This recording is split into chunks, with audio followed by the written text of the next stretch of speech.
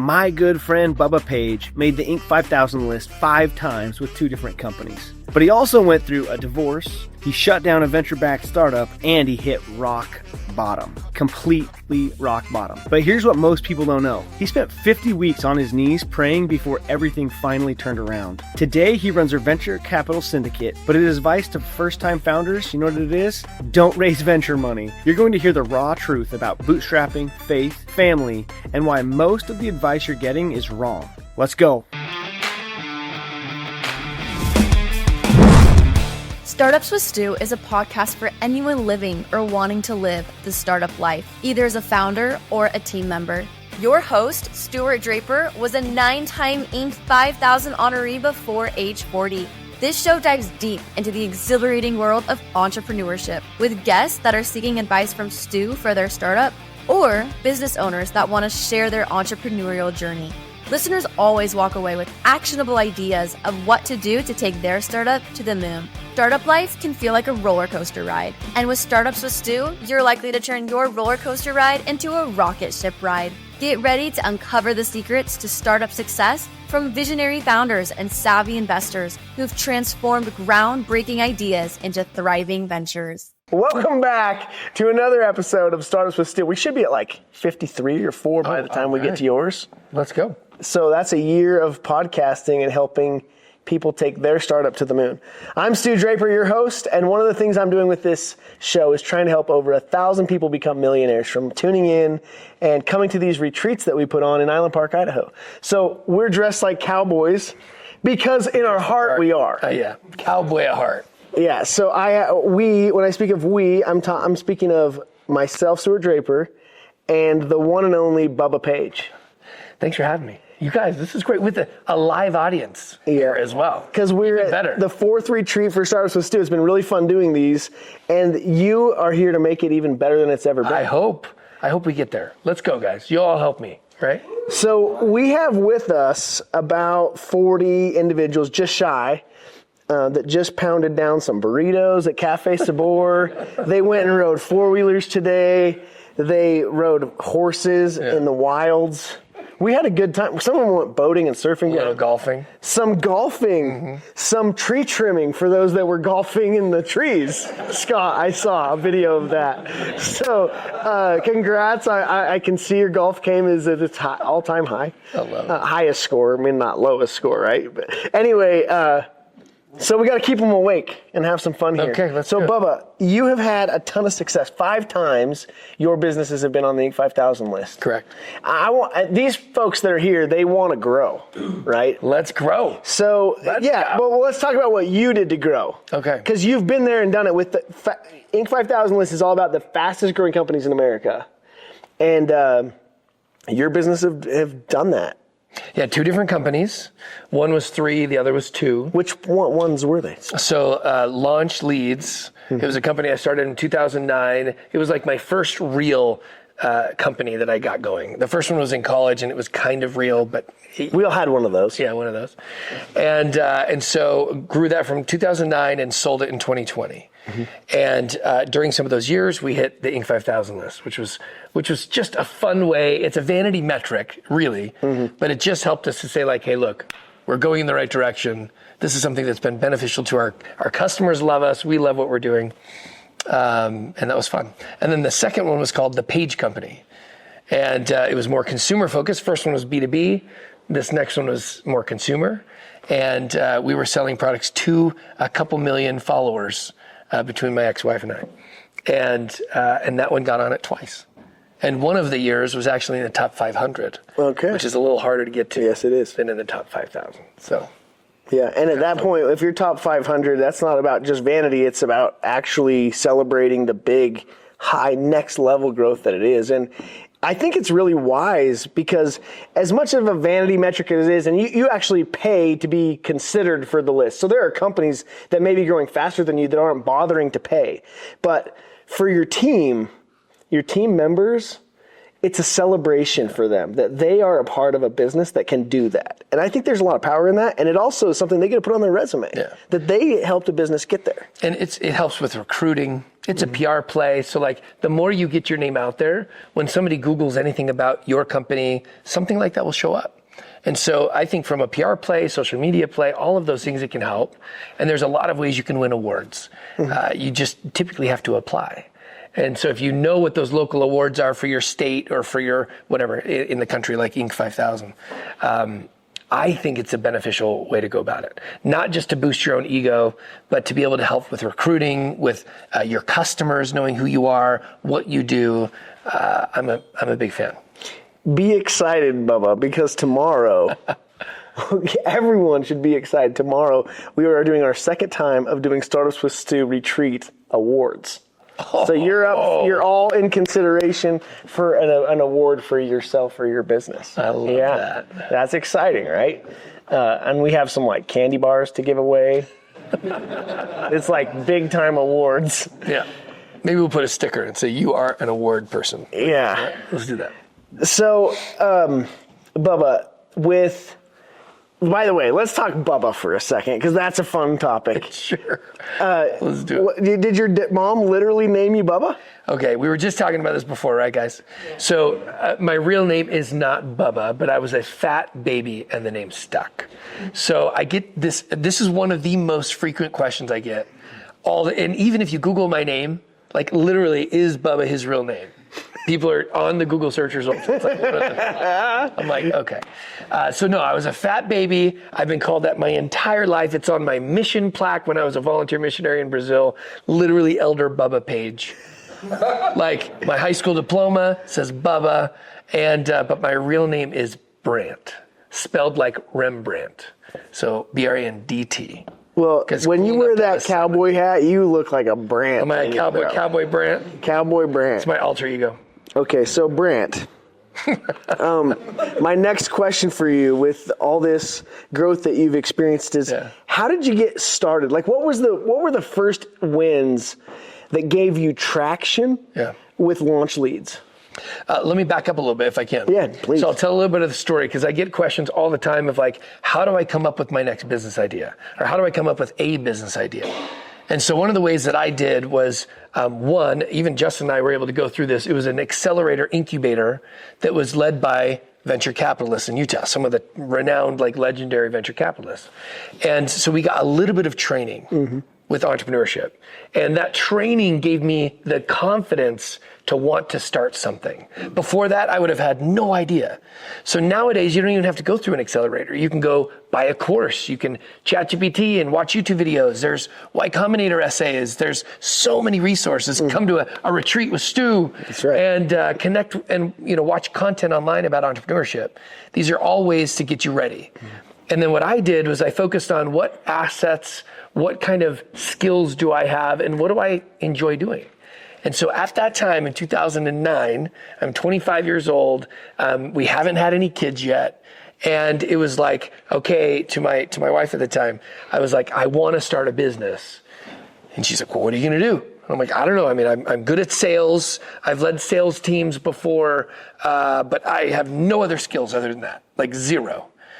And turns out it's one of the most important for most founders, being able to sell, right? It helps. It's one of those that if you're looking for a job to do, you might want to learn how to sell. But I ended up just building, I had been managing sales teams, and I thought, well, if I was in somebody's company as a sales manager, could I start an outsourced version of that, where multiple companies could hire me and my team to be part of their sales team? And it was kind of a weird concept. One of the guys that was a mentor had done something similar.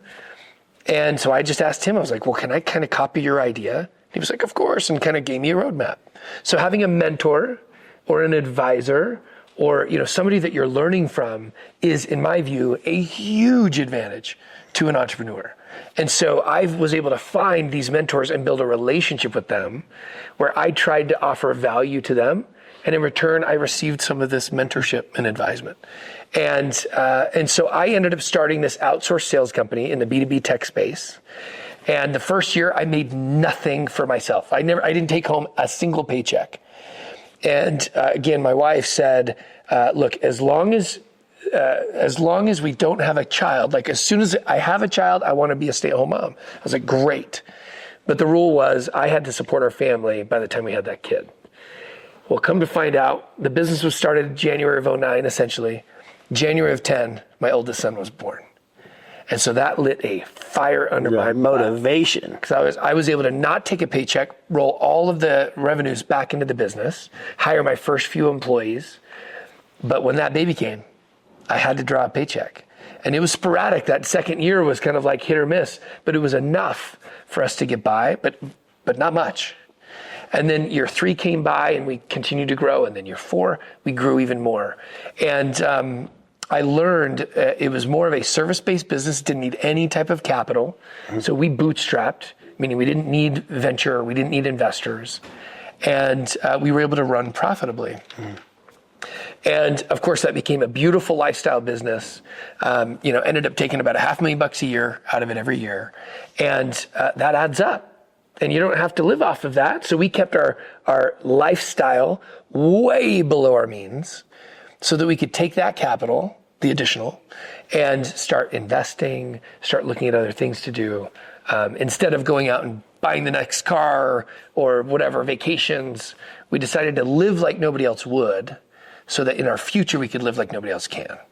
I think I'm quoting like a Dave Ramsey here. Well, those aren't my words. You just heard it from Brandt. Bubba Page, baby. I just think that's one of those principles as an entrepreneur. If you're willing to sacrifice and do something that other people won't, because you're all here, you've all started something or you're about to start something. You took some major guts to do that. And most people aren't willing to do it. And so you guys took the risk. And those of you who are watching, you're probably wanting to take that risk.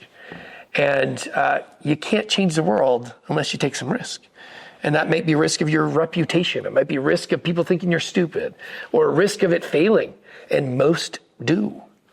And if you've been around long enough, you're going to have a failure. I know I've had plenty. But I think I learned even more from the failures than even some of the successes.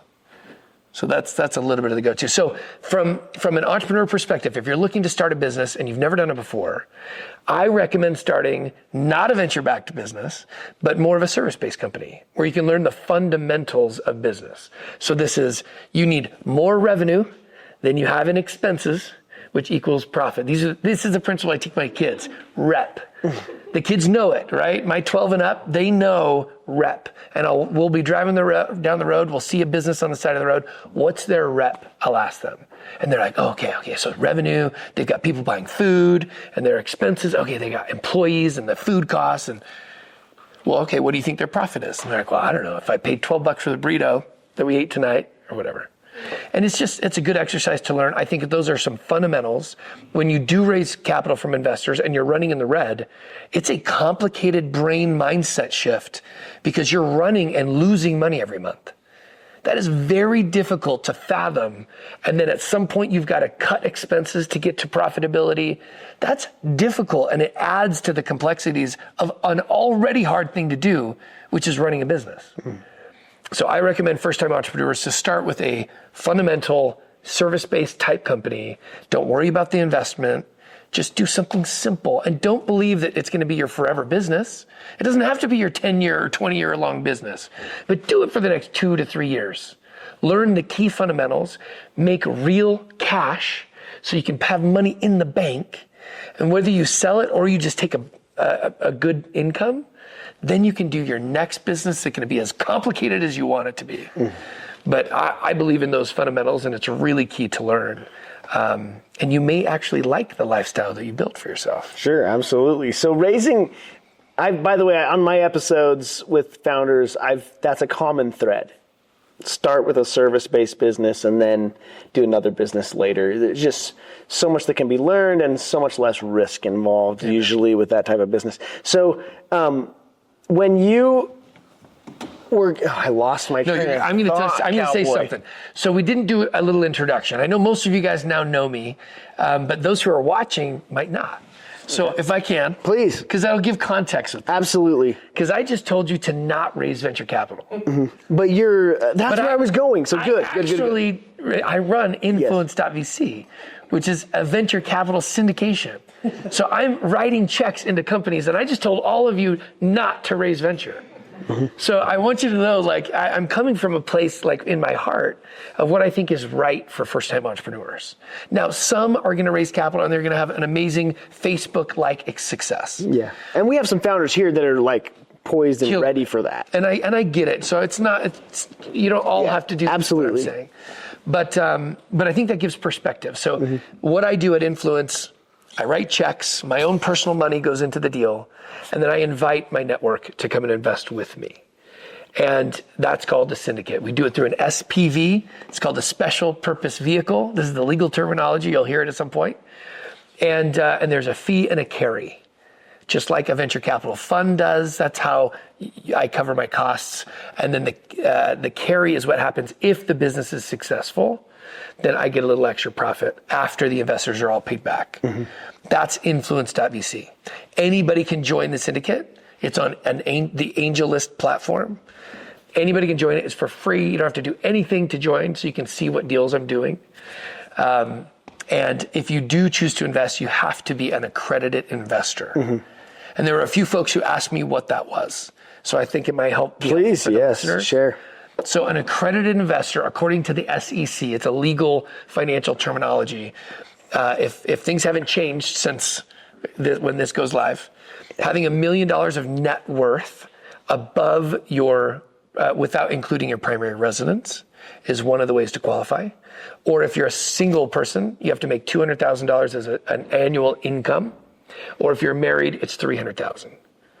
There is another way that you can go get like a Series 7 license and take a whole bunch of tests, and then you can qualify. The whole reason why the SEC does this is so that your poor old grandma doesn't like write her entire life savings into an investment where she's just not qualified to make that investment. Johnny, I love you. For sure I'll invest. Yeah. Or super young person who's like, I just made a bunch of money knocking doors. I'm going to write you a $100,000 check and that's all you have. The SEC is trying to put people...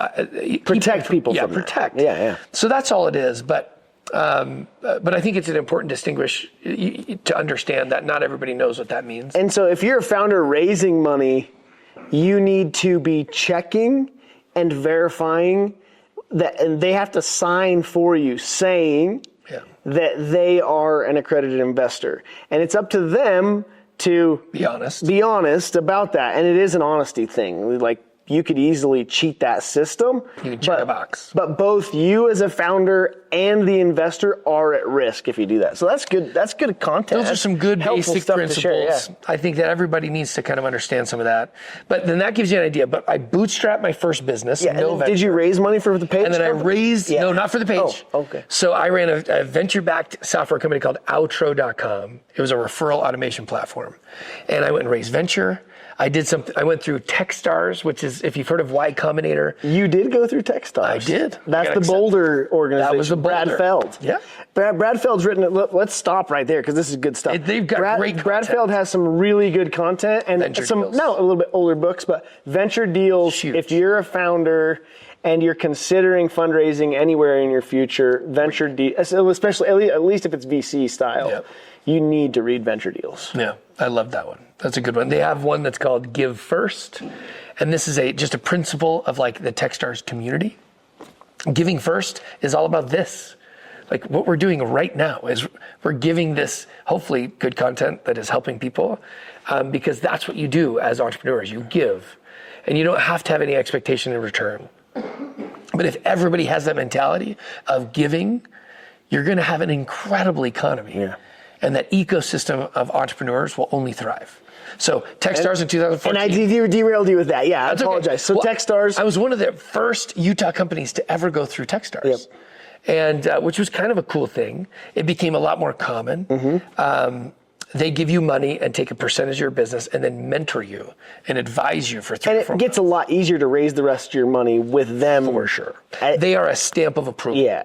So when you get accepted into Y Combinator, which is the #1 accelerator in the country, Techstars has been known to be #2. And when you get a stamp of approval by those guys that they've accepted you because they get thousands of applications, then other investors are like, oh, they're interested in you?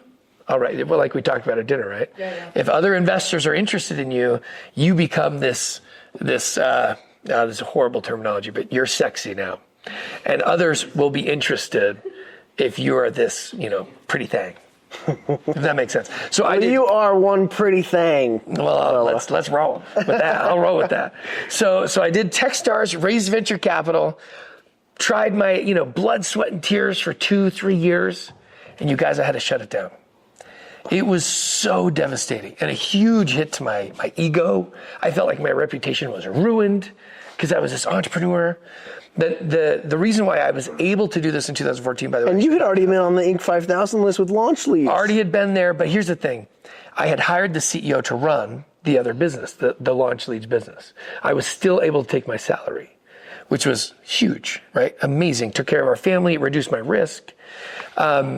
And so when this business had to get shut down, at least our family was still taken care of. And I think at the time I had 5 children. I now have 8, by the way, P.S., dad of 8. So there's a little bit of pressure to provide.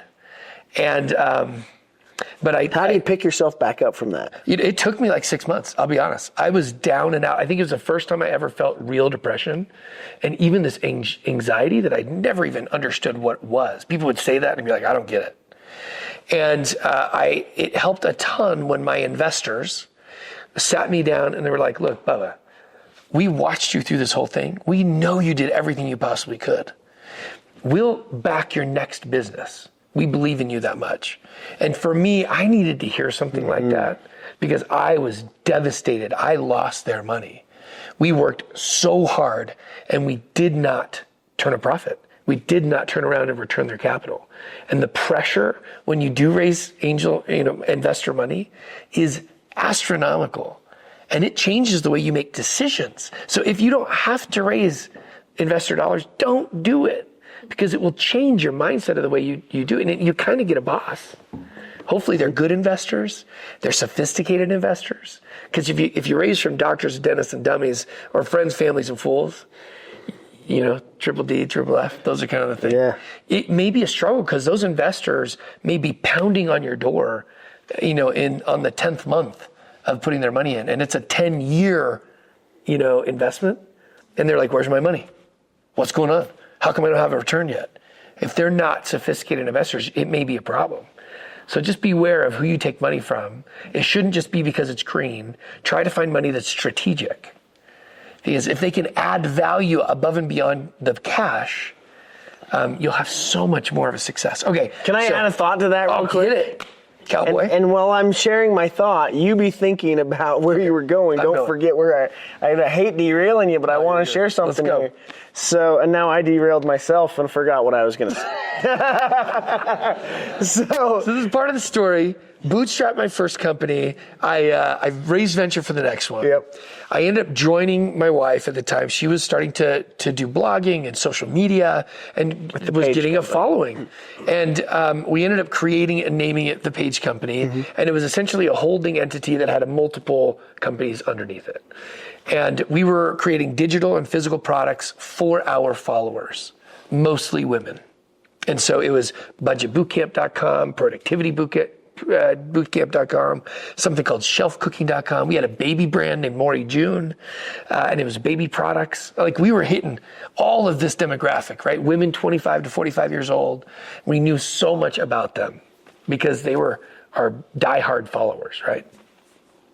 And so we worked together, built a beautiful cash flow machine. And again, another lifestyle choice. No partners, no debt, no raising money. And we were profitable. Digital products, by the way, you make it once, you sell millions of them. It costs you no extra, maybe a little customer service, right? So your profit margins were just massive. And then we did physical products, less margin, but it added to the overall average order value and AOV of your customer. So we just built this beautiful thing. And, but in that process, working with, my spouse at the time and having then 8 kids, it was hard. That was very hard to do. And it was hard to find, conversations that weren't always about business. Mm-hmm. even though we had all this huge life together. And this was not any reason. We did end up getting a divorce. That was not the reasons why, but it was very difficult. So if you're choosing to work with a spouse, if anybody's listening, you need to set some ground rules up front. Who's responsible for what?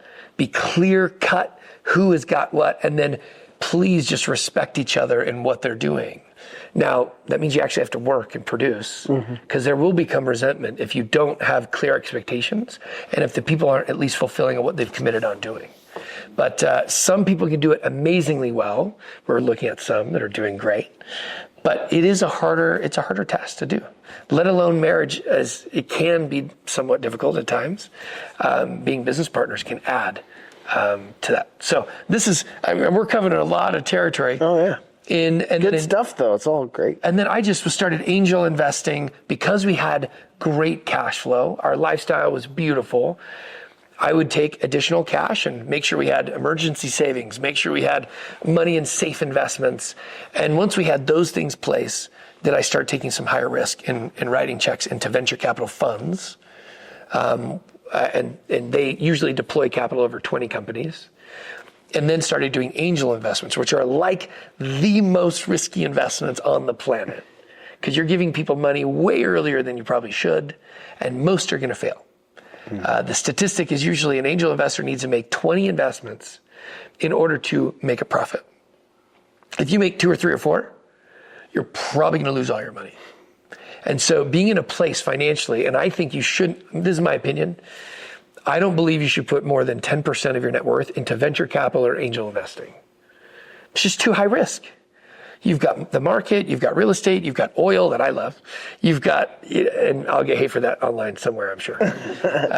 But you set up this diversified investment portfolio, and venture should just be small. And yet I'm in that world and doing that. So that gives you at least an idea. So, I'll stop there. Did you remember what you were going to say? I don't. Okay, I'll keep going. But no, I have a couple other directions I want to go with some conversations here. Okay. So I'm Stuart. When I was in the 3rd grade, Mrs. Feldy had the whole class read the book Stuart Little. And you know what? I was the littlest. That was a rough year. Why do I bring that up? Because I'm going to go back to the name thing for another minute, and I won't stay on the name thing forever.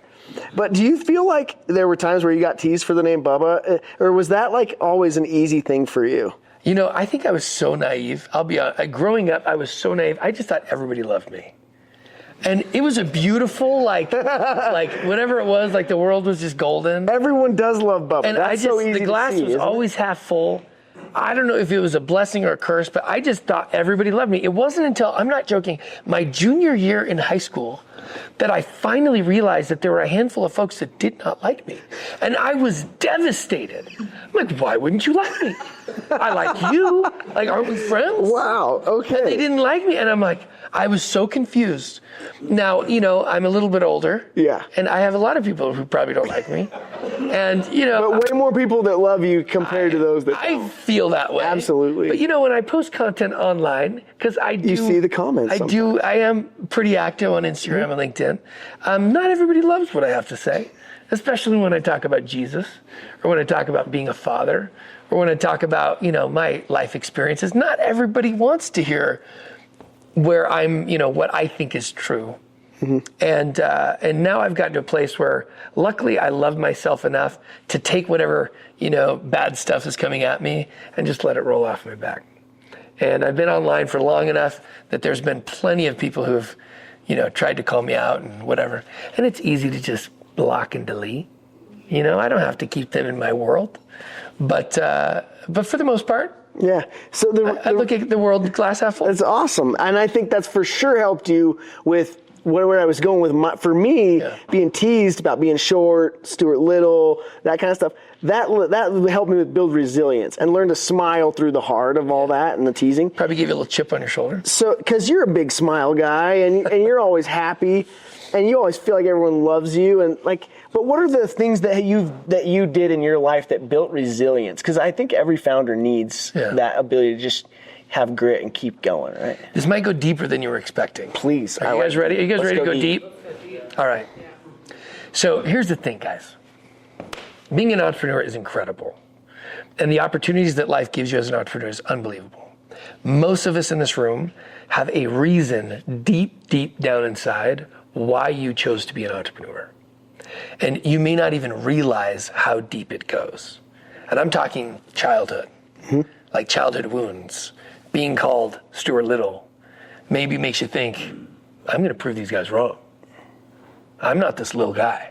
I'm going to go bust my butt, and I'm going to go make money, more money than all of them, so that I can prove that I have some self-worth. And I'm not saying this is your story necessarily. There's a part of it for sure. A lot of entrepreneurs, if you really, really take the time to dive deep inside, there's something in your life that created a need to drive you.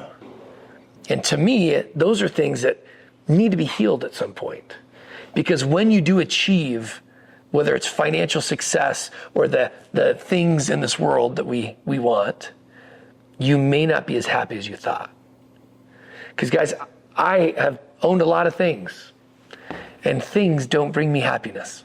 I thought it would. But the reality is my family, my relationship with God, my relationships, like that brings me true joy. And when we really think deep about who we are inside, like we have a relationship with the big man upstairs, that is unbelievable. And the guidance you can receive, whether you have financial success or not. Now, don't get me wrong. I love having financial freedom. I love being able to go and be with the people I want to be with, do the things I want to do, when I want to do them.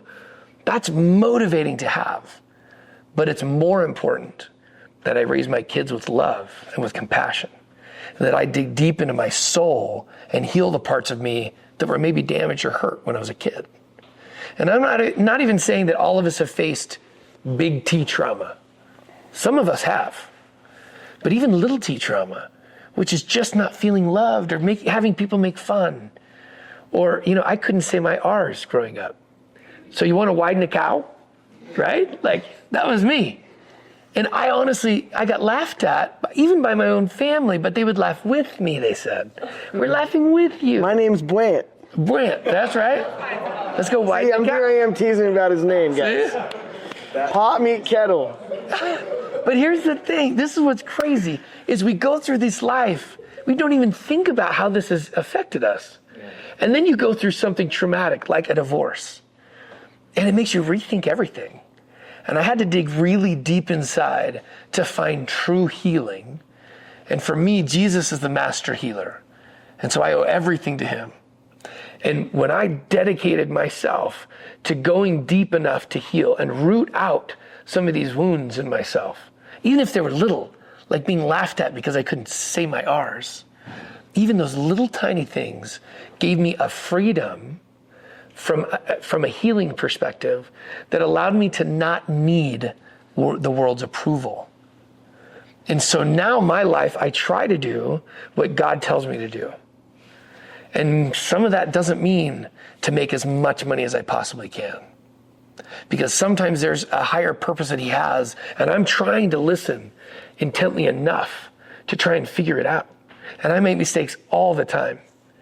But I know that I find the most joy is when I hear what comes into my heart and my mind, and I connect that to an action. And when I make that action happen, I feel a bit of that joy. And then when I dig deep enough and I realize, oh crap, I made a mistake or I hurt somebody's feelings, I got to resolve that. I call it repentance. Sometimes I even ask God and I say, well, if I don't remember, I'm not thinking right, I'll say, what do I still need to repent of? You know what's crazy? I have yet to ask that question and not receive an answer that fast. That says a lot about your humility, and I appreciate you explaining that, because I think we all as founders have to keep working on ourselves, don't we? Like that. I think of all the people reading self-help books, one of the main audiences are founders, people that are trying to find a way to build themselves into someone that can go build something big. Amen. You know? Here's what's cool though, guys, is that you are game changers. You guys are market makers. The entrepreneurs help to change the world. And there's an amazing gift that God's given you that you are willing to take a risk to even attempt entrepreneurship. And he's given you that gift for a reason. The hope is that you're not just doing it out of pride and ego, because I know I was. I wanted to be on the cover of the magazines. I wanted to win those awards. I wanted people to know my name. And it wasn't until some pretty rude awakenings in my life, almost a rebirth, let's say, that my goals in life changed. You know, I wanted to have the 1,000 employees and 100 million in revenue. I wanted to be on that magazine cover. And I realized that when I really started focusing on building the kingdom of God, and I know this is not supposed to be a sermon.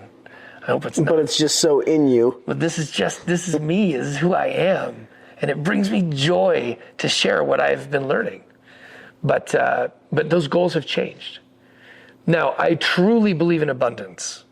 I believe that abundance is a God-given right. He wants us to be abundant.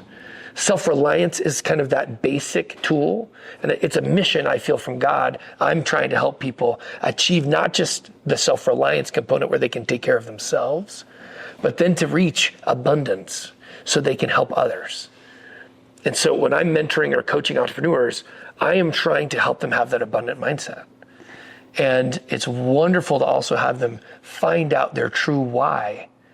My belief system is that before this earth, I signed a contract and I promised God I would do certain things here on this earth. And that I had a mission to fulfill. And it took me until just a few years ago to be able to ask, what was that mission? And I challenge you, whoever's listening or in this room, tonight, if you can, before you go to bed, get on your knees, talk to God or whoever you believe is up there listening, and ask with everything in you, what is that mission you're here to fulfill? Because you're here on this earth for a reason. We need you here. And so if you ever doubt that you're needed on this earth, just know you are absolutely needed. And then ask, what is that mission? It may take a little bit more effort than just one time. It may take you taking notes of what messages you get in your mind. It may take you trying some things and failing. But God will tell you what that mission is. And it may not be exactly what you thought. But if you can write it down and really put a plan to action, he'll help you along the way. And we heard from Justin, he talked about it. This was an inspired thought for him to start this business. It was a God direction. And when I started my venture-backed software company, I felt inspired by God to do it, even though it failed. So I had the conversation with God. I'm like, well, what the heck? You told me to start this. Why did it fail? I didn't know the answer until years later when I had this awakening. And it was me deepening my connection with God that I realized I would have never gotten to that point without that failure. And so, you know, it's fascinating how God works and how he puts this plan in our life. But everything has a purpose, and we can learn from every single element in our lives what we're supposed to learn. The way that Bubba preaches here, you guys, it brings a whole new meaning to angel investor, doesn't it? And he is an angel, dude. And I appreciate you mentioned taking action, bro. Like taking action and choosing to come here when you had other things on your plate. I appreciate you making it happen. We're not done. That sounded like a closing, but that was just me mid-episode saying, with deep gratitude, thanks for coming. Hey, I love it. I love connecting. And I feel like we're brothers that have known each other for a very, very long time. Guaranteed. And we just met. And we got to ride horses today. And it built the dude. Okay, but as an angel investor, you get to see lots of different founders. Yeah. What are some of the things you look for in founders? What are some of the things you see that founders fail with? You know, you and I were discussing over the end of dinner, like reporting and how important it is to be a good reporter. Yeah. Like, let's talk about that for a minute. So look, as an investor, I'm seeing hundreds of deals come my way, and I'm trying to find which ones should I cherry pick and invest in. And if I cherry pick and put my own money in, then I'll tell my network, and we can all go in on it together. So it's stressful, because if I'm bringing in other people, they're trusting that I picked the right deal. Some aren't going to work. And so that reputation is on the line. It's tough. But what I look for first is a relationship. Who we were talking before earlier, right? These are some of the things that I look for. Oh yeah, we were talking about investors. Here we go. I want to invest typically in people I know, love, and trust. You guys all know I invested in Justin. And we obviously have a long-time relationship, right? So go Flashlight. And it was an easy decision because of the relationship that we built. And there's trust there.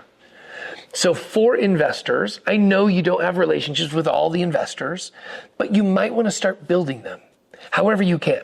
So if you can start providing value to an investor in some way, shape, or form, get super creative, start creating a relationship. Because investors don't want to see sporadic dots on a spreadsheet. They want to see lines. And to me, lines is the relationship, not a check-in every year. It's, hey, I saw you in an event. We connected online.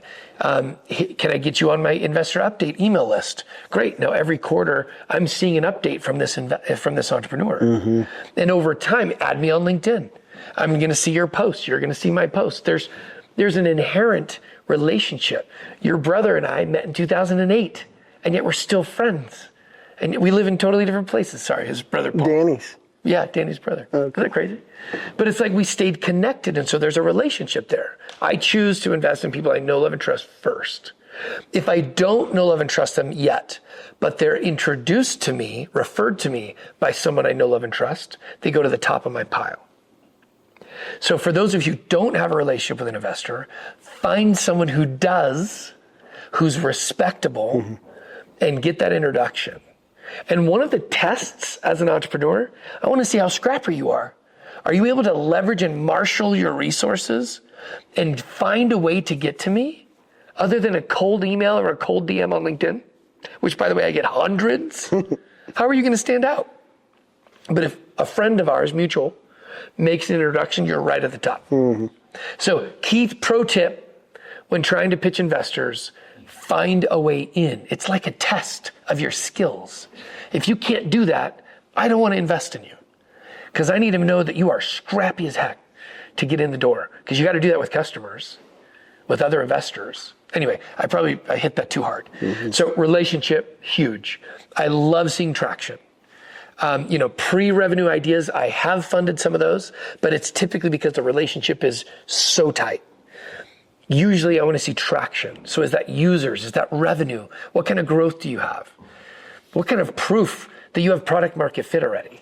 Because if you don't, that's going to be a lot harder sale. Because I got hundreds of deals coming and a lot of them have product market fit or they have revenue and growth. So which company am I going to choose to invest in? Probably ones that have a higher likelihood of success because I'm putting my own money in and my friends. So I better make sure that it's a positive one. So relationship and then traction, revenue, right? And then third, it really is a market size thing. A market size, it has to be big enough. If you're going to raise venture capital and you're a window washer for the local area of, Provo, Utah, that's going to be tough. Because for me to get 10x my money back, which is usually the minimum that an angel or a VC is wanting to get back, it's going to be tough. Unless you're going to franchise and move all the way, the market. So there has to be a big enough market. And then in that market talk, I'm going to say as my third, I have a little bit of expertise working with social media influencers. I've been working with them for a decade. And so I want to be able to bring strategic value into a deal to secure my investment for me and my friends a little bit better. So I'll try and add value in giving them strategic direction on how to work with influencers in order to grow and scale their business faster. So I'm going to add that to my third because I'm just going to keep the list as 3. And those are the 3 core components that I look for in an investment. And that's where the cream rises to the top or the ones I can't even look at. Because there's literally too many deals. I'm not going to be able to look at all the deals. That's it. And so if I haven't responded to you on social media or in an email, I apologize. I'll never be able to respond to everybody that reaches out. But if you have a friend, have them refer you, and then you'll at least get looked at. And if I don't respond, it probably means I'm not interested. But I do try to get back to people. There's just too many that I can't. And most venture capitalists are getting bombarded. If they've been around or if they have a reputation or if they're online at all, they're getting pounded. So, just realize that's kind of what's happening in the world. So those are some of the ways that I look for. Okay, and then we're going to hit. So for those that I have written a check into, and that I've taken that leap of faith, You gave them your money and trust. Gave them my hard-earned money. Not just your money, but your friends and family's money that came in your syndicate, right? So they've passed so many tests. I've written the check. Here's what I would expect. And, I need to be better at this too. Number one, I want you to communicate with me. I want you to tell me not just the best things that are going on. I want to know the good, the bad, and the ugly. I'm an operator too. I'm a founder first. I founded multiple companies and now I'm an investor. I know that you're going to go through hell. Like, that's just part of the game. I need to hear it. I don't want to hear just sparkles and unicorns. Like, please tell me the real deal, and don't be afraid that I'm going to throw you down a toilet because you're being honest with me. I'm here to help. You have my money. I want you to succeed. So when something bad happens, we lost this employee, our biggest client left, our product isn't working like we thought, communicate that to your investors along with good things, but you should be doing that consistently. And you can ask your investors what would they prefer. Is it monthly? Is it quarterly? I typically prefer quarterly. And that way, because there's too many to keep track of on a monthly basis. But I want to know the good, the bad, and the ugly. Include all of it. You can even put that. Look, ChatGPT can probably even help you write it, right? You can put and label it good, bad, ugly, put in the notes. Here's what I need to give to my investors, and let it make it pretty for you. And I just want to see it. So communicating consistently, not just when things are good or not when things are just bad. And I think that's one of the reasons why my investors, when the business didn't work, they were open to wanting to reinvest because they had trust in me as an entrepreneur. Even if that business didn't work, they would trust maybe another one would. But communication is key. Yeah, absolutely. It shows that you're taking the investment that they gave you seriously. And then if things get hard, if you have to raise more money at a bad valuation that they're not going to be happy with, because you communicated along the way, they're not that disappointed in it. Because they know that's just the reality of you having worked hard and it not getting where you needed it to go. The professional investors, sophisticated investors who do this more consistently, they'll understand. You have to be careful of the 3Ds, 3Fs we talked about, because they might not understand. And you may lose a relationship. Because if you're the only investment that they've made outside of the stock market, they're going to be wanting weekly updates. That just isn't reasonable, right? Unless they're working with you in the business, which they're not. That's going to be unreasonable. So be aware of who you raise capital from. Yeah, and they're not thinking about the long game if they want a weekly update. And founder seed angel investing is a long game. You're going to give money and not expect it back for 6 to 10 years. And you as a founder raising the money, you need to make sure they understand, that's probably the timeline. Yeah. You might think it's 6 months to 1 year and have the dream that it'll be that, but it won't be that. Yeah. 10 years is real. 10 years is real. One of the reports, by the way, I thought about this. Besides the reports that we gave our investors, a report that my CFO gave me every single day was called the Runway Report.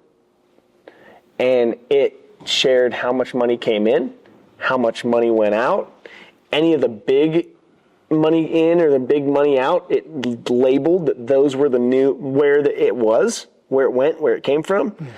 And then how much cash was on hand. And then based on how much we're spending today or per month, recently, we have this many months left before it's all gone. That needs to be 100% top of mind daily consideration for a founder. Yep. And if you have that kind of reporting going on, then creating a good, easy report for your investors once a month or once a quarter is really easy. Yeah, so, love that. Yeah. Bubba, it has been so fun. We need part 2 and 3 with you, dude. It's going to be fun to do more episodes. Let's do it. Do we have some Q&A that these guys can roll? Yeah, well, let's do some Q&A, and I will. Keep it rolling. You guys ask the question. I'm going to go ahead and repeat the question so we can keep it as a part of the episode. You guys cool with that? Okay, who's got the question number? Marvin's got like bam, bam, bam. Okay, we got questions. So when it comes to reporting to your investors, it can be cumbersome if you're reporting quite often, like you guys mentioned. This might be a naive question from a new founder, but what do you think about creating like a dashboard? Is that normal in the industry, creating a dashboard that is always available for them to look at? Or is that like too much information, or what do you think? So Marvin's asking if rather than a report, can I just have a dashboard that an investor could easily go look at whenever they wanted? Yeah. Here's a couple things. Dashboards are awesome for your internal use. And then you're going to take a screenshot and send it to them. Because they're not going to go log into some platform you created for them. They want you to bring to them. Yeah. Nor do you want them to do that daily. But you can do it internally, and it could be great. Just like he was saying, like keep these internal reports, and then just send them a snapshot. Yeah, absolutely. That simplifies it a little bit. Absolutely. Okay. Ben. What are some of the best, most creative ways you've seen people give first to investors, like so to get to know them, you get them to love and trust you, to build that love and trust with an investor? Okay. Yeah. First thing, go to an event where they're at. Repeat that question for me. What can you do as an entrepreneur to get to know an investor to start building a relationship with them? That was a question, roughly, right? Yeah. Okay. So I think first thing, go to an event where the investors are at. Try to go shake their hands. Now, they probably have a line. They'll probably not remember you. So after you meet them, go add them on LinkedIn immediately, right? And if they want, they'll accept it. Most likely they would. But that way you have 2 touch points that they can say, oh yeah, I remember that person, and now we're connected on LinkedIn. Mm-hmm. Now, are you going to be showing up in their feed all the time? Probably not, but you might every once in a while. And you're starting to get a little bit more rapport with that person. Go to other events, meet them, and then from a value perspective, what do they need? Ask them straight up. If you get a chance to shake their hand, be like, hey, I don't have a need for you to like give me money at this point, but I want to help you. What do you need as an investor today? And they may be weirded out by that at first, because most people do not ask that question. But they may say like, well, some of our portfolio companies need online marketing help. Maybe you could come in and give some advice here or there, or maybe speak at a retreat, you know? And you're starting to produce value for them. And so you should probably be prepared with what are some of the things that you're an expert in, and you might want to mention that. Hey, I have some expertise here. How can I help you? I'm not trying to sell you my services. I'm just trying to build a relationship with you. Be very clear about that so they don't think you're just selling, but you want to help build a relationship. And they may or may not take you up on that. But those are ways that you can kind of understand how you can provide value. And for me, I've had people do it, and they're like, hey, how can I help? I'm like, well, we need some interns. You know, if you're up for it, we could do that. If you want to learn the ways of investor, you know, whatever, funding or startups, there's all kinds of ways. But try to think through what are the skills, the talents that you have that you could provide as value. And it may feel weird at first, but some people will take you up on that, for sure. Caleb got a question. And then, he had a question. The through line of the founders that you like, the relationship, the traction, the market, and that, right? Of the outputs, the other side, like what are through lines of the investments they've made, the opportunities that have been sexy? Like obviously a big TAM, but like what other pieces of the business have been your favorite investments? The ones that grow and succeed. I like those ones. Which ones are your favorite investments is the question. And Bubba's like, yeah, the ones that actually like. The ones that give me my money back. Yeah, but when you have the 2 sides. You're saying, Caleb, can I interject for you? Yeah. I think what you're really asking, and you can correct me if I'm wrong, is what are the things that you look for in a founder that you're about to invest in?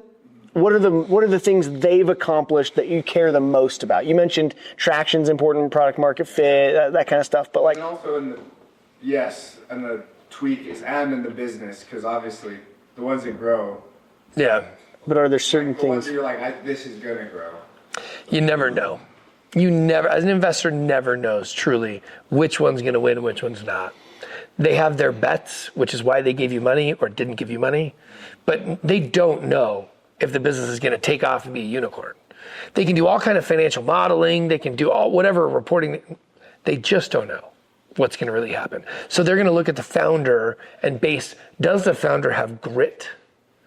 Are they willing to break through walls to make this happen? Do they potentially have a chip on their shoulder? But are they humble enough to listen and to learn? Because if you have an absolutely arrogant entrepreneur, I will never write them a check. Because I have to be able to have a real conversation with that human and say, like, what you're doing isn't working, right? You're in the red and there's no growth. So what can we do to change? And if they're like, nope, I'm right. This is exactly what we have to do. Now, some entrepreneurs have that and they make it to the moon because they just had absolute, total confidence in themselves. I don't personally like that. I want somebody who can look inward and say, like, crap, I made a mistake. I'll own that. I hired the wrong person. That's on me. Or we made this marketing choice. That was stupid.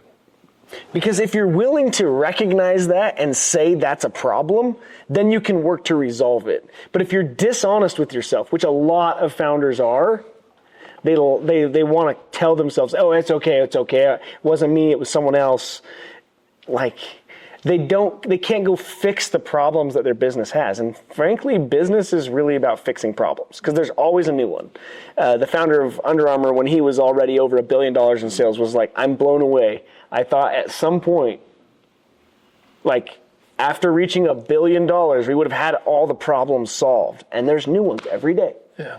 And that's what business, and Elon Musk has talked about that a lot too. So yeah, I think it's a lot about the people. And I like to work with people who are good people. I don't want to work with a jackass. I just don't want that. I'm sorry. It's not fun. I'd rather play with people who are fun and take life in a good way. You had a question, though.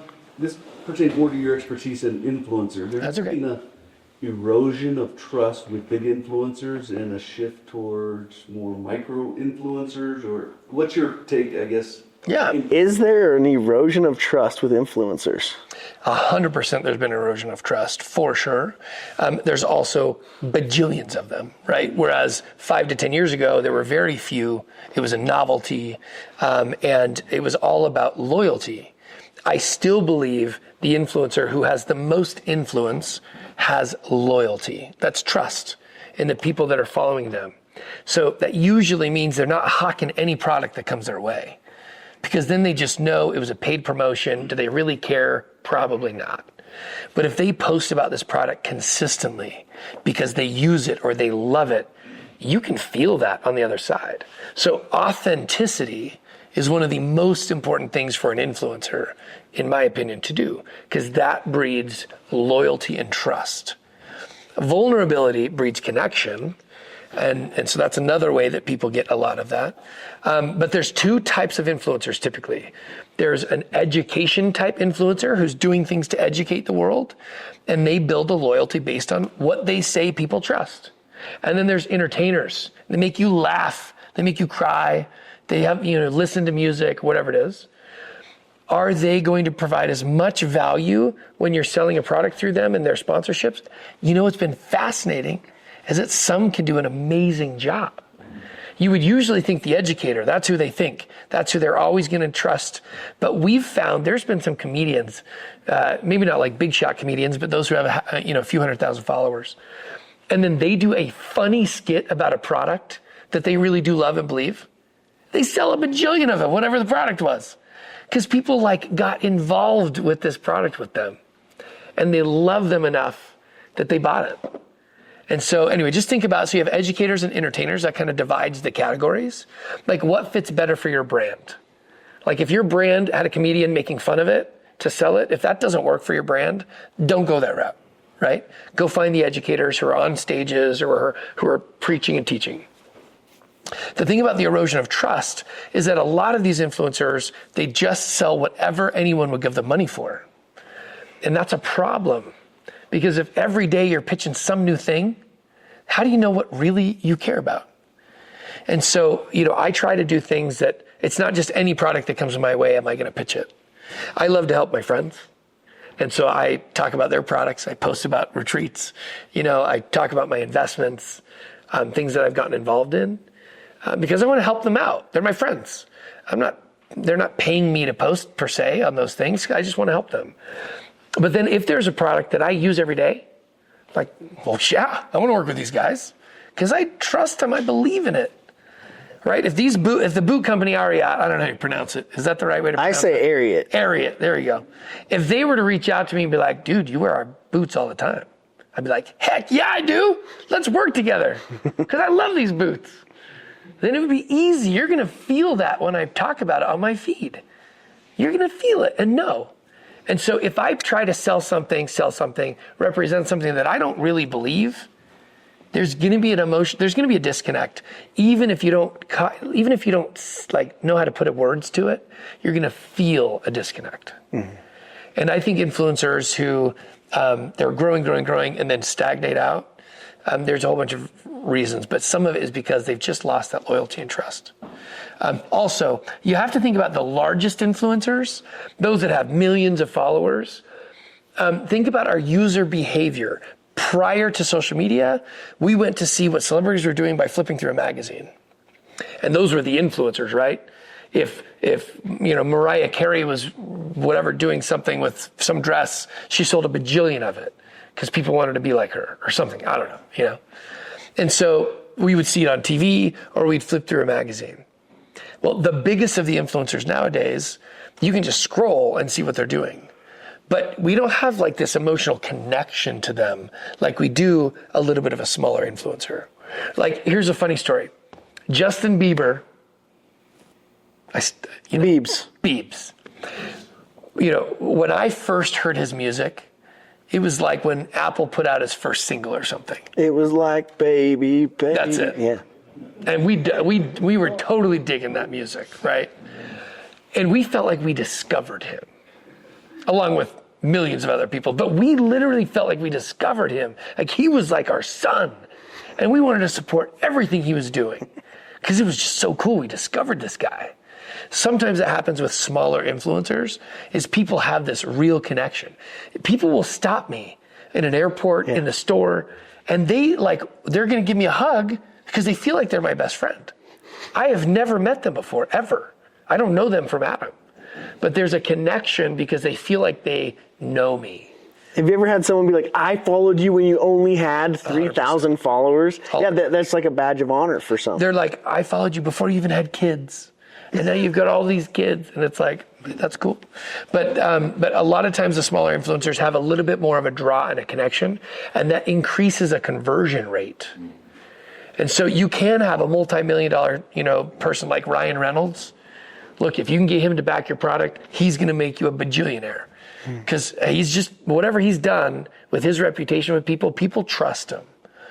But not all of those celebrities can really pitch products like that. And so you'll find you have nano influencers and micro influencers, and you can work. And I would suggest you test if your strategy is going to be working with influencers, you have to believe that there's a 90-10 rule. 90% of the influencers will do jack squat. They won't work for you. But 10% are going to crush it. And so you treat them like gold. You send them product every month. You invite them to events. You take them to dinner. You create a deep relationship with them. Because when you find them that convert, man, those relationships can be huge. And if they're that amazing and they've totally moved the needle in your business, you may even slide them some stock and be like, we want you to be owners in this with us because you have literally changed the game for us. And then that person is in with you for life. And if they know that they have a little even sliver of ownership in your business, they might talk about that thing for years to come. I'm doing it with all my investments. I'm going to talk about them forever because I want to see them successful. Ownership is unique. Not all people understand the value of ownership. So you need to don't just throw away equity to everybody, but find those who might see it as valuable. And our Gab investment we talked about, right? So I wrote my little angel check. For Gab Wireless. Gab Wireless, yes. I wrote my little angel check of $25,000. That's what I convinced my wife at the time that we could invest. And but then they said, well, would you guys promote our product? It totally fit. I mean, it was like mission aligned with our life. Safe tech for kids. We got 1 million kids. We want them to be safe online. So we said, heck yeah. And at the time, we didn't need the cash because they were going to pay us commission. So we negotiated and said, well, what if the commissions that you would pay us when we helped to promote, we converted that back into equity in the business? And they said, well, sure, up to 50K? Totally. Within 6 months, we nailed that. We got an extra 50K into that round. So we got 75K into that angel round. That may end up being a 30X return. But most influencers aren't thinking that way. And so that's a unique, possibility of an entrepreneur influencer. But that's something creative that you can work with influencers in that way. And if they can truly move the needle, that could be successful. So anyway, that was maybe too much of an influencer talk. Well, while we were on the topic of influencers, can I add one point? Heck yeah. I have a friend that I don't want to speak for him, and I don't know that I'd have his permission to share this, so I'm not going to say who he is, but he and his wife have over 1 million followers across just one channel, and they're in multiple channels, right? And they don't do their own deal finding for what they're going to promote anymore. They have an agency that does that for them. Yeah. And so do you have advice or know much about that? Have experience with like getting to the agency that then can get to the people you want, the influencers you want? Yeah. So agencies will typically have 20, 30, 50 clients, and those are influencers, right? Or celebrities of some kind. And they make a percentage of the revenue of that influencer. So you have to think about what their motive is as an agency, and they'll usually put their email there for you to email them. Mm-hmm. So you can cold email them and see if you can get in. The like 1 million plus influencers, usually in their bio, they're including like, if you want to talk to me, you're talking to this agency. Here you go. But then you have to think, like, what is the motivation of the agency? So if you want to do an affiliate deal where it's a straight commission type process, will the agency make any money? Maybe, maybe not. Will they take a sponsored deal over an affiliate deal all day long? Because they are guaranteed 20 to 30% of that contract. So if you're paying them 10 grand to do that post, they're walking away with 2 to 3 grand. Just plain and simple, because it's a sponsored thing. If it's a straight affiliate, which is the best for the entrepreneur to do, which is no risk, pay for performance, which is what you all should try to do instead of sponsorships, they don't make money. So you have to be aware that these agencies may filter out your offer. Oh, really? Because they don't get a part of the pay for performance? Sure, but there's no guarantee. Oh, yeah. Well, there's no guarantee. They'd much rather convince you to do a sponsorship. Yeah. Because they get a guaranteed payment. So you just have to think about the motivation. So if you can get direct to one of those, celebrity influencers and find a way for them to accept an affiliate deal, and then they'll tell the agency, hey, we're going to do this affiliate deal because we love the product. That's like your best bet, is that the influencer who's the one who does it. So if you can get their address and you can get it directly to that person, not the agency, and they're like, I just love this product, I have to work with these guys, then the agency will probably take you on in hopes of making a percentage of the commission they make. But they're going to weed you out if they don't have to. Mm-hmm. So agencies are, that's the way agencies work. So that gives you an idea. Anybody that doesn't have an agency, you can just work directly with them. A lot of them don't have sophistication, so they may not have contracts. You may want to use ChatGPT to get a real contract. With an affiliate deal, the contracts, really all you can ask is that they don't defame you. That's it. You can't require them to do anything. You can't require them to say certain things. You can't require them to post certain times because it's a straight commission deal. If it's a sponsorship, you can have requirements. And they have to agree to post and say these certain things at this certain time with this certain way, but only if it's a sponsorship. Mm-hmm. So that's kind of the differences in how you play. The reality is today is you may burn through a lot of cash to find the 10% of the 90-10 if you're playing for sponsorships all the time. And so that's a rough go.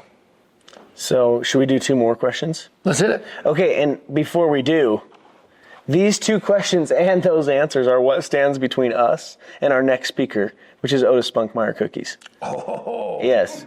Cookies. And Carrie Ann's Frozen Desserts. from our one and only friend, Jessica Mortensen. So let's hear it. We got Devin Hess next with a question. Hit us. It's kind of business related, but it's maybe not. It's about God.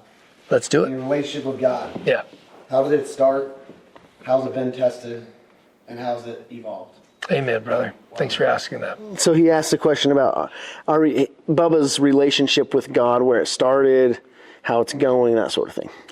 I mean, just hearing that, like I felt it, right? Like, I don't know if it's some of you in the room, you felt that. Like that was a sincere question. And I appreciate you doing that. It's vulnerable. And that breeds connection, right? It brings tears to my eyes, seriously, to hear that. I was lucky enough to be born into a family of Christians, believe in God from a child, a young age. I felt like I was a good boy and did the best I could to be obedient and listen and pray and go to church. I served a volunteer mission in Brazil for 2 years and was able to serve the people there and came to love them. That helped to like deepen my connection, but that wasn't my true conversion. Which is odd, because I spent 2 years of just talking about Jesus. But my true conversion came in 2016. And it was about the time where I had to shut down that business. And I was in the depths of despair. I didn't know, like, who was I? I was the entrepreneur in my mind, right? And I just failed. Like, what the heck was I doing? And I had to rethink life. And I made some promises to God to come to know him better. Because I needed to know, like, why am I here? Remember, we talked about me being inspired to start that thing and it didn't work? What the hell? Like, that was supposed to be the thing. And so as I made that commitment, I promised to take a shot, a chance, a risk at deepening my relationship with God. And to me at the time, that meant that I needed to go and worship outside of the Sunday worship. Because normally that's where I connected with God. And what I felt in my heart that I needed to do was to go to a place, whether it's a synagogue or whatever. For me, it was a temple. I was told that in this place, this special spiritual sacred place, that I would find a deeper connection. But I hadn't proved that. For me, I would go feel some peace, but it wasn't something that I had a deep conviction of. And so I made a commitment to go weekly. And it sucked, I'll be honest. I did not like it. I went 6 a.m. to 8 a.m. every Wednesday, and I didn't love it. I felt good, probably because I had so many kids at home. That was like the place of peace and quiet.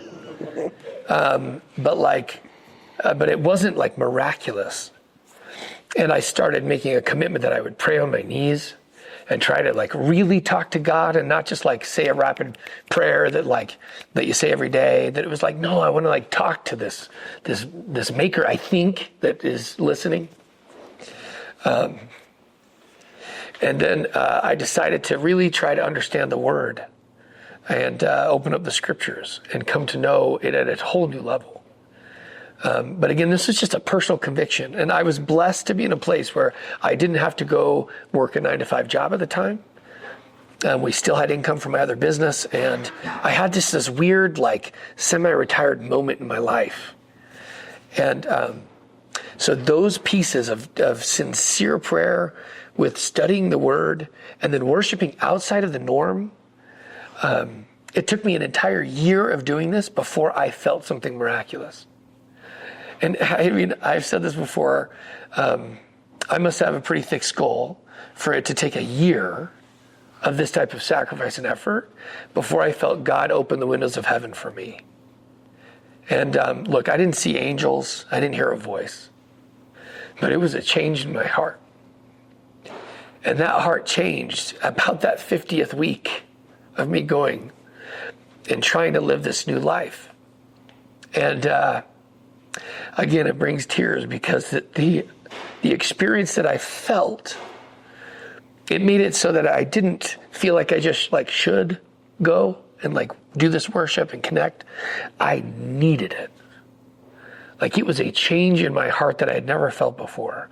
And it was almost as if God saw this sacrifice And it was a reward for this sacrifice. And I don't know if that's how God works all the time, but that's how it had to happen for me. Is that I had to make sacrifices in the way that I was living, the way that I was, maybe treating others, the way that what I was focused on. What did I put priority on in my life?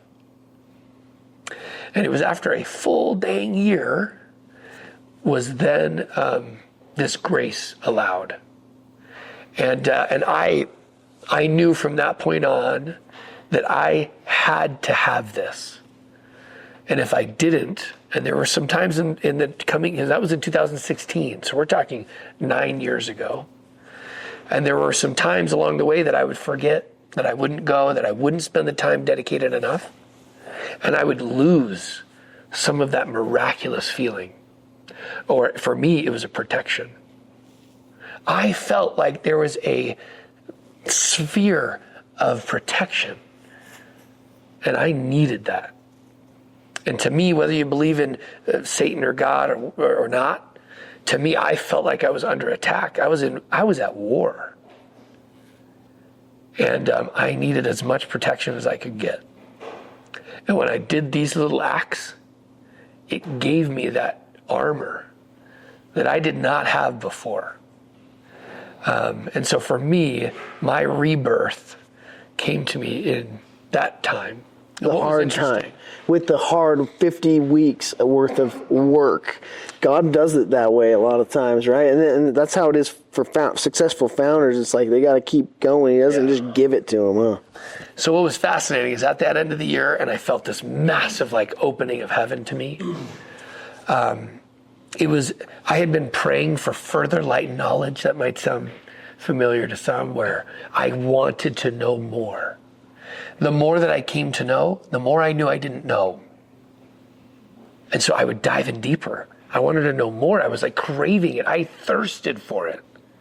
This was the first time in my life I had actually felt this drive, this passion behind this whole what is Jesus all about? What is the nature of God?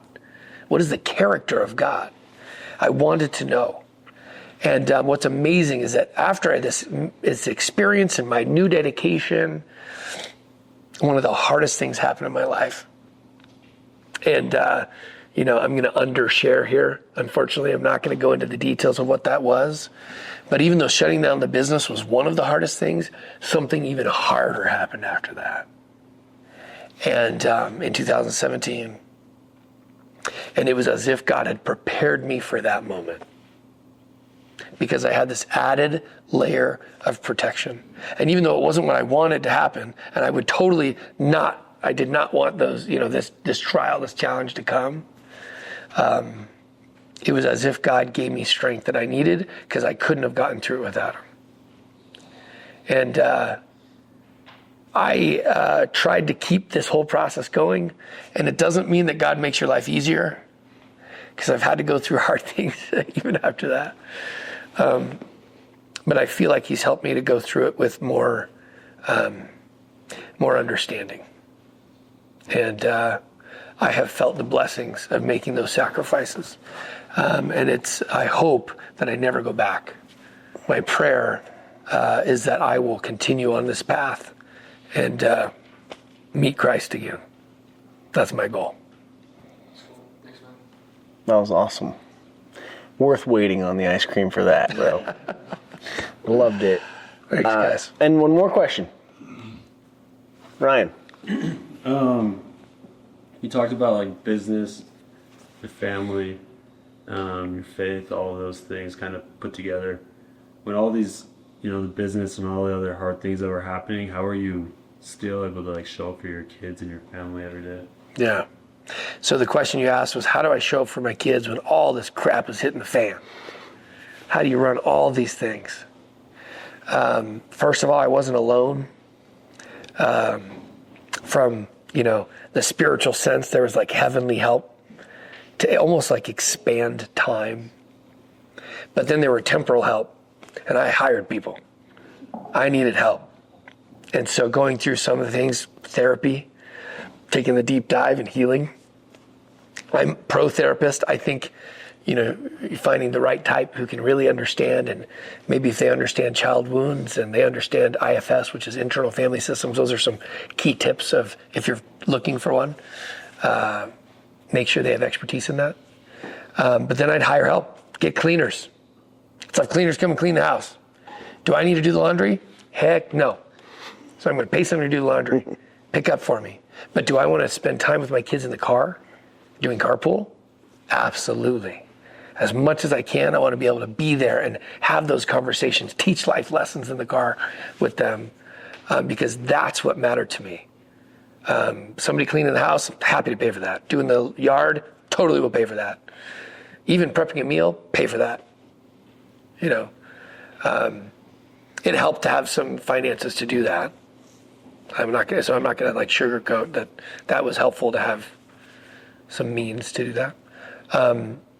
But hiring people really helped. So, but then from a personal standpoint, you live life with intention. And so some quick tips, maybe this will, and then we can be done. You're good. I try every night to write down at least 3 key things that have to be done the next day. I'm not the only person to talk about this. People talk about it all the time. So I'm not the expert in this. But I write down 3 things that the night before to do for the next day. And those are my most important priorities. And when I write those things down, I try to think of, okay, when am I going to do those things? I'll even block it out in my calendar. If they're bigger projects, I try to do those first. And try to get just those 3 things. Even if you just get one of those 3 things done, you can feel like you've ended the day, like I crushed it today. But if you don't make a plan from the night before to the next day, or from Sunday for the whole week, or even quarterly planning, or even annual planning, I'll put things on the calendar a year in advance so that I can have some structure to my life. That intentionality is what's allowed me to put, one-on-ones with my kids. Father-son dates, daddy-daughter dates. What am I going to do for their birthday? I'm going to plan this months in advance so that I don't end up the day before their birthday, oh crap, I got to go get a present. I got to figure out what to do. So this planning process has been really, really a structure that has helped. And then I love Stephen R. Covey. He talks, if I'm thinking it right, he talks about starting with the end in mind. So you look at the end of where you want to be in a year, 2 years, 5 years, 10 years, 20 years, whatever it is. And you say, this is what I want my lifestyle to look like. This is what I want my life to look like. This is where I'm going to live. This is what I'm going to be doing. Now, life doesn't always go as planned, but if you have a plan and you work backwards to accomplish that plan, you take bite-sized steps to making that happen. And so everybody that I start with when I'm doing business boot camp, it's a 12-week program I work with entrepreneurs on, we start with the end in mind. Where do you want to be in 5 years? Financially, with your family, where do you want to live? What do you want to be doing? And then we make a plan of action of how to accomplish that. And then I hold them accountable. And every week, I'm their accountability partner. They've got homework assignments they need to do every single week to make sure that they're living up to that expectation. But I think intentionality and planning will work wonders, especially if you've got 7, 8 kids. Life is crazy. And so that planning, it's imperative. You have to have it to fit it in. Yeah, as a founder, you don't have a boss and you don't have meetings that you have to be ready for on this day at this time because the boss is going to be there. It's not like that anymore. It's all about you are your own boss and you have to have a lot of drive to make sure you're getting those most important things done. Having some investors and having reports that you're going to promise that you're going to send out, that'll motivate you too. But like Bubba said, that means you've kind of given yourself a new boss. No matter what, you have a boss, by the way, it's your customers. So you never truly get it, or your spouse that deserves your time, love, and attention. Yeah. Bubba Page, this has been one of my all-time faves, and I feel like we're brothers, man. Yeah, brothers. Thank you for sharing such deep stuff from your heart. Thanks for letting me be vulnerable. You guys are a safe place. Honestly, that's impressive. Not always can you share some of those things. I appreciate that. That's a wrap for this episode of Startups with Stu. Woo! Thanks, Bubba. Thanks for joining me on Startups with Stu. We have big goals to help millions of entrepreneurs. If you enjoyed this show, please take a minute to share it with someone else that needs to hear it, or leave a review. Remember, success is within reach for those who dare to dream big and take action. Until next time, keep pushing forward on your entrepreneurial journey.